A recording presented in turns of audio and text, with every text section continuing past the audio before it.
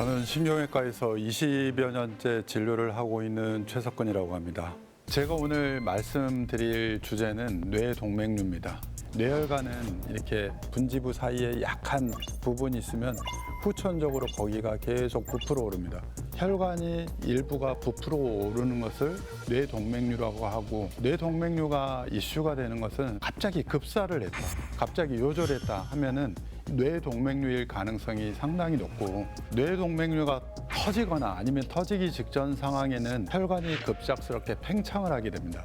자, 이런 상황이 되면 혈관이 자극을 받아서 예전에 느껴보지 못한 공포스러운 두통을 호소하게 됩니다. 두통의 특징은 아주 갑작스럽죠. 시점이 명확하고 극심한 두통입니다.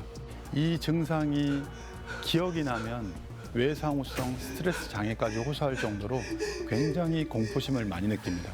자, 그리고 우리가 이런 두통이 있을 때 영상을 찍어봤는데 출혈이 없습니다. 출혈이 없어도 저희 같은 뇌혈관을 전공하는 사람들은 이런 증상이 있으면 아주 작게 출혈이 있을지도 모른다는 그런 생각을 하게 됩니다. 우리가 영상보다도 이런 증상이 있으면 터졌을 거라고 생각을 하고, 아니면 터지기 직전 상황이라고 생각하고 아주 긴박하게 대처를 하게 됩니다. 근래 제게도 이런 분이 왔었습니다. 동맥류가 발견이 됐습니다. 근데 이분은 타병원에서 찍어봤는데 CT에 이 동맥류가 파열되지 않고 출혈이 되지 않았습니다. 근데 이분은 병원까지 가서 이 두통에 대해서 호소를 하고 진료를 받은 건 뭐냐면은 자기가 예전에 느껴보지 못한 두통이었기 때문에 병원을 간 거죠. 아, 이게 출혈이 없는 것 같다고 할지라도 살짝 출혈이 되고 뇌척수에, 머리에 희석이 되면 출혈이 안 보일 수도 있거든요. 그래서 저는 이러한 증상에 경각심을 갖고 응급수술을 들어갔습니다. 응급수술 들어간 결과 이분은 파열이 돼 있던 거죠. 아주 소량의 파열이지만 좀 긴박하게 대처를 하지 않았다면 이분을 잃었을 수도 있는 것 같습니다.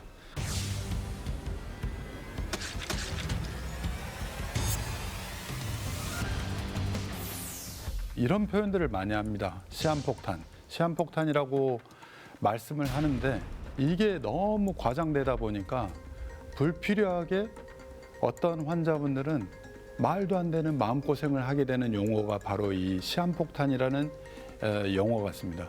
내 동맥류가 있는데 나는 100년 뒤에 터질 폭탄이야, 200년 뒤에 터질 폭탄이야. 그러면 뭐가 문제가 되나요? 시한폭탄이라는 용어를 들었을 때 일반인들은 내가 100년 뒤에 터질 거야 이런 생각을 안 합니다. 내가 몇 개월 뒤에, 1년 뒤에, 2년 뒤에 터지나 보다 이렇게 생각을 하게 되죠. 실제 아닌데도, 위험하지 않은데도 너무 위축되어서 삶을 살아가는 것, 이런 것들이 굉장히 안타깝습니다. 진료실에서 동맥류 환자분들이 제게 이렇게 물어봅니다. 이게 터질까요? 안 터질까요? 괜찮을까요?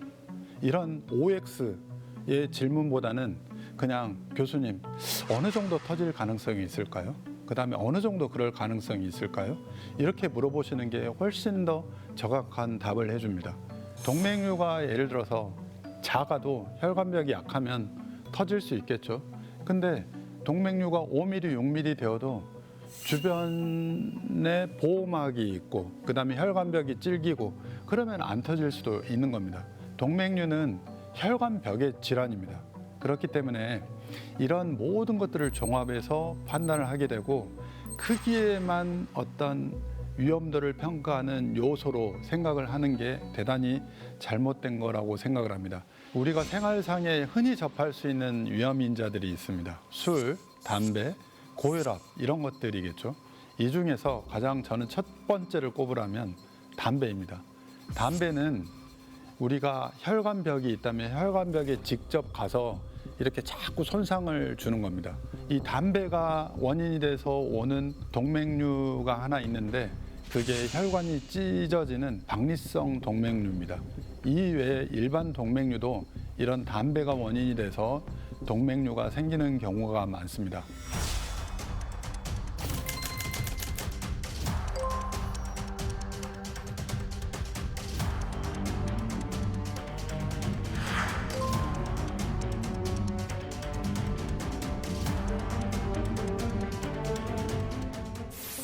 수술과 코일 색전술은 어떤 근거에 판단을 하냐면 머리를 여냐 안 여냐로 우리가 판단을 하지 않습니다.